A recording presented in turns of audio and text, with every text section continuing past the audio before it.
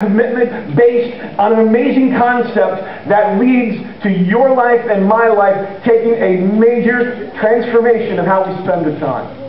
If you've been a follower of God and you've wrestled with your own journey with God, what's the number one challenge most of the time to being in the presence of God and spending time with Him? I don't have time. I have other stuff that has to happen. I don't have time. I don't have time. My life is so busy, I don't have time. You've heard the illustration of time management? Take a jar. Do this at home. Take a big jar. Professor did this with students.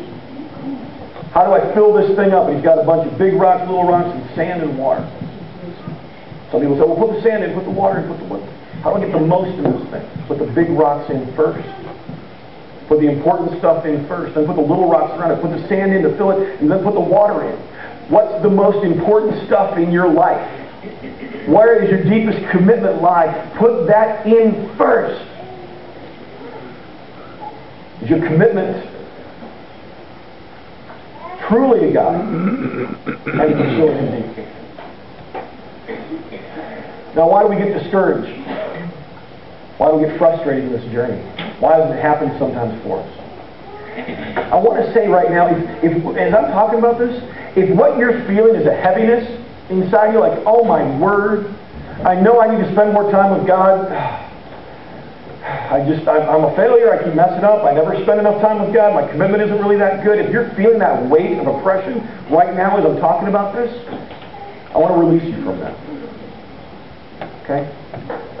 Because this is not about getting yourself into favor with God, making God like you. This isn't about being good enough. Jesus did that. Okay? You can't do anything about it. You can choose it or deny it. That's it. Okay? You can't make yourself more acceptable to God by spending 14 hours a day in Bible study and prayer.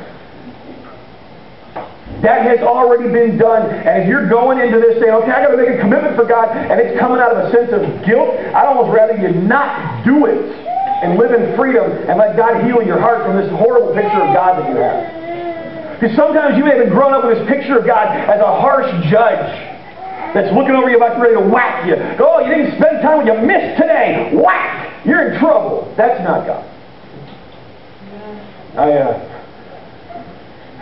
I was moved and saddened at the same time. I was moved because of the passion and commitment of the people that did this, but I was appalled and offended. I was in college. It may have been the same Christmas break that I talked about last week, where I stayed in college through a big chunk of Christmas break and then drove up to Michigan, where my family was. My grandma was. Going to see my grandma. Hi, Grandma. So a friend of mine and I were at the college. Like I said before, there's absolutely nothing going on at Christian college over the Christmas break. Everybody's gone. And so I heard on the radio that there was this play at this church. It was called Three Rusty Nails, which should have been a clue. And I wanted to go see it. I was in a drama theater. I wanted to go see a Christmas play. I thought it'd be cool. So we went to this little tiny church out in the middle of nowhere, Georgia. Tennessee, Chattanooga is right next to Georgia state line. We found this little tiny church. It was like smaller than the inside of this room. If you put walls down that side, and we were the guests at this thing. And they went from the birth of Christ through crucifixion through the judgment. And it was one of the most interesting things I've ever seen. But the part that saddens me the most is at the end. They had a picture of judgment. And they had a baptistry like that, and they had a throne set up there that was Jesus' throne. And it was one of the traditional churches where you got the door on either side and the platform area. And out of this side, the people would come to be judged before God. And this side was hell, and you'd open up, and there was black paper all in there, so it was all black, and there was a strobe light. When the door would open, people would scream. It was very fun. And Satan would come out and drag people down to hell. It was exciting. And the thing that breaks my heart about it is the Jesus that sat up there was mean. Even to people that were being saved, he was mean. It was like he begrudgingly let them into heaven. All right, if you must. You took Jesus, all right, you have my blood on you, go ahead. That is not...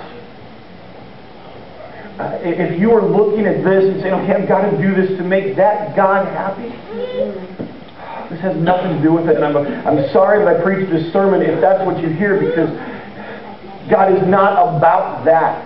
Amen. I believe that He's challenging those of us who call ourselves believers who are and have been pursuing God to go deeper and a deeper level of commitment. Yes, but it's just not about being afraid of this God who's angry with us and about ready to beat us up if we don't spend another 5 minutes in the Bible every day.